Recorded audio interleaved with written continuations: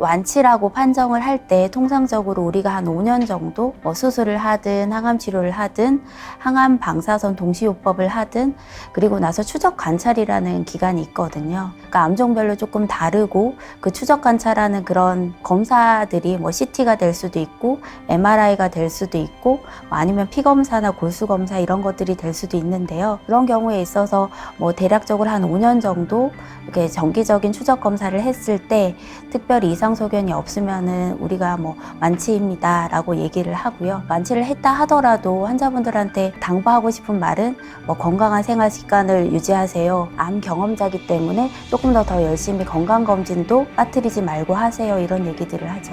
되게 우선은 본인들도 이제 5년이라는 게 숙제처럼 5년까지는 잘 버티자 검사들을 하면서 운동도 하고 그리고 이제 건강관리하면서 잘 지내자라고 얘기를 했을 거고, 그러니까 제일 먼저 얘기하는 거 앞으로는 그러면은 검사 안 하고 병원에 안 와도 돼요? 이렇게 물어보실 때가 있어요. 5년 완치의 개념 자체가 그때가 끝이긴 하지만 그래도 이제 정기적인 검진은 저희가 하라고 말씀을 드리거든요.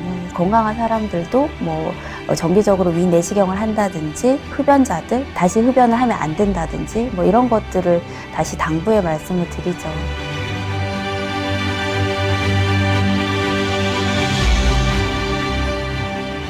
우리가 이제 생각을 해보면 지난 10년 동안 암 발생률도 늘었고요.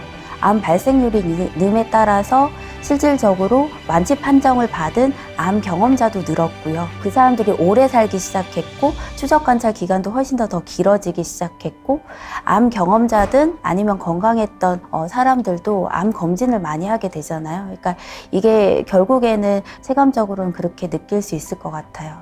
근데 가장 중요한 거는 우리가 암에 대한 두려움을 사실은 떨쳐버리기는 쉽지 않아요.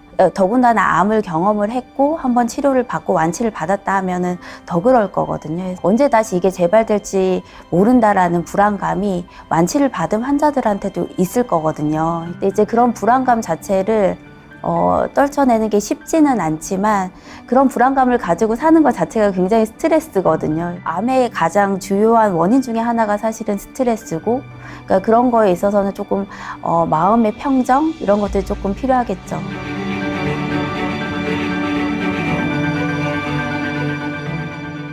우리가 이제 암이라는 것 자체가 사실은 완치를 목적으로 치료를 하고 있는데 그럼에도 불구하고 완치되지 않는 경우들이 있거든요. 그런 경우에 있어서 제일 먼저 하는 질문 자체가 내가 앞으로 얼마나 살 수 있을까, 이렇게 힘든 치료를 해서 과연 얼마나 살 수 있을까에 대한 질문을 그런 식으로 하시거든요. 근데 이제 그게 일정 수준 이제 평균 생존 기간이라는 거가 이제 항암별로 그리고 암종별로 나와 있거든요. 특정 암종이라 하더라도 그 안에서 어떤 유전자형을 가지고 있는지 그리고 실질적으로 치료를 받는 대상자인 환자가 어느 정도의 그런 전신 상태를 가지고 있는지 다른 기저질환은 없는지 이런 거에 따라서 사실 생존 기간은 사실은 평균이라고 얘기하기가 사실 어려워요. 그래도 굳이 이제 그동안 치료해본 환자들이 얼마 정도 살 수 있을 거냐 이렇게 물어보시면 사실 대략적인 그런 평균 생존 기간을 저희가 얘기를 하게 되죠.